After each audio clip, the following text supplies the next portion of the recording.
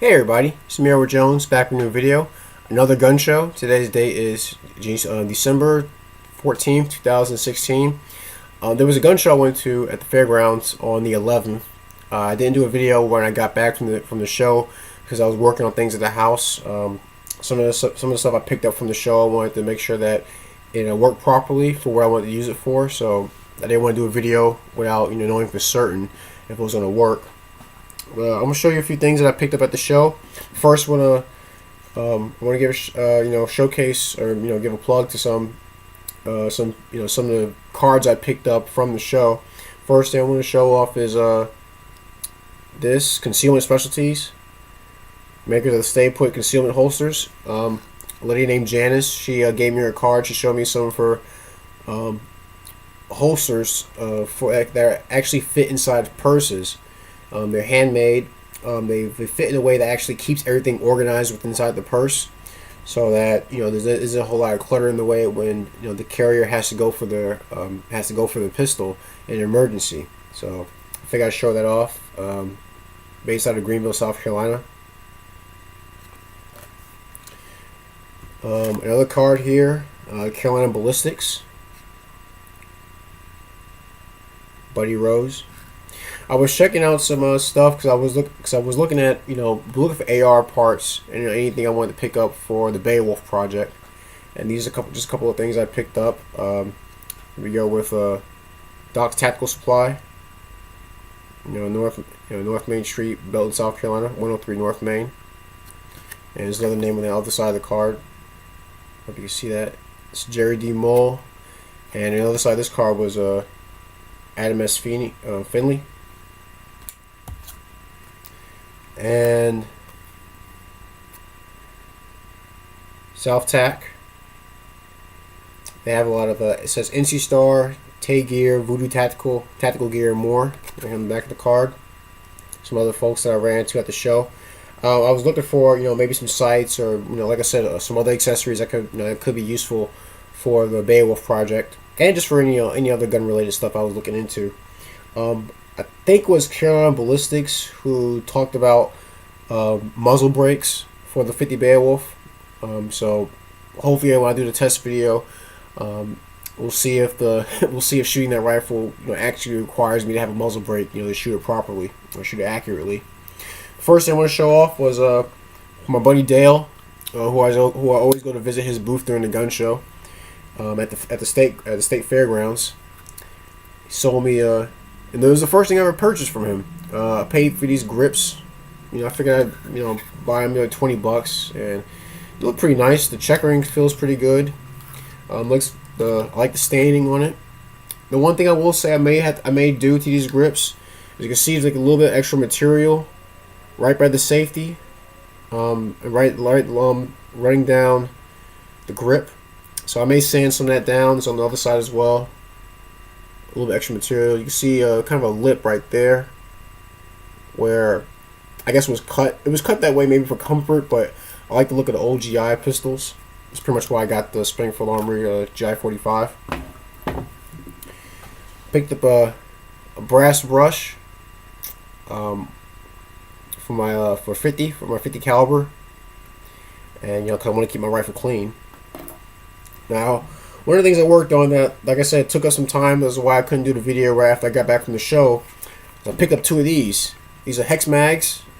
I paid $12 each, and they advertise, for AR-15s or M4 platforms, M16 platform rifles for 5.56 and 2.23, and it also says it was marketed for 458 SOCOM and 50 Beowulf. So I was excited to see if this would actually work. Now I was able to fit, I think, 4 rounds of 50 Beowulf in these mags. I couldn't figure out why I wouldn't take more. Now I realized they came with these limiters built inside the mags. So what you do is you push in that orange button, and you slide your base plate off, and you'd have the bottom half of this. You have the orange part of the base of the magazine come out with this attached to it, and on top of this is the spring, and the magazine spring, and that spring is attached to the follower, and it hooks everything up inside this magazine. Now, for 4 rounds, it was feeding properly. I didn't have any issue with it feeding my rifle. But when I took this out, I was having feeding issues. What it turns out is that the magazine spring is too small when you take this out. Like I said, this is a limiter, so it does compress the spring quite a bit. The spring needs a considerable amount of force in order to feed the rounds properly inside the chamber of the 50 Beowulf. So what I may wind up doing someday is looking for standard springs, much longer springs for 30-round magazines, and giving it and trying it out that way, see if it loads properly. Because it has these relief cuts, and you can see it right there in the video. Your magazine needs to have these relief cuts in order to feed the rounds properly for the 50 caliber Beowulf. But what I want up doing is just loading these up with some Steel Case 223 rounds. I figured it wasn't much of a loss. I got two new polymer mags for my 5.56 AR-15. But what I found out while I was working on this is that these old aluminum GI mags have the same relief cuts in them. And what do you think? What do you know? And these actually feed well in my in the 50 Beowulf upper. So hopefully when I do the range video, I'll be testing these out. If this works, I'm gonna see if I can save a lot of money by buying up some of these junk aluminum mags. Now it's not really junk, but they're kind of roughed up. I think this might be one of the mags I bought back in 2012. I had to step on them to get them to fit properly in my AR. But like I said, they have the same relief cuts as the hex mags. So hopefully this will work out well. Now I got a freebie. One more thing. Visited Todd again. He's always selling 30 cal and 50 cal ammo cans. I'm gonna have bought me a 30 cal. I got a label for a 50 Beowulf. The SB means store bought. So what I hope to do is have a separate can for reloads. So because it's pretty. So I think the rounds for the ones I purchased, they're like $1.35 a round.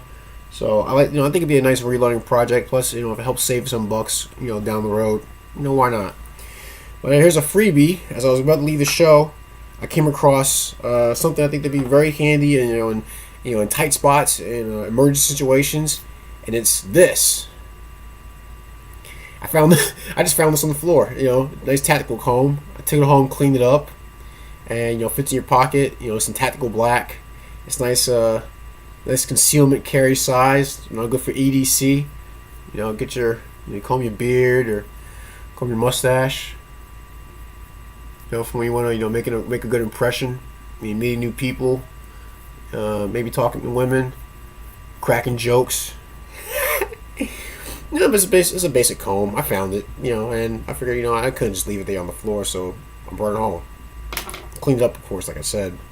But that's my video. Tell me what you guys think of the stuff I picked up. From the grips to the magazines to the goofy comb, what have you.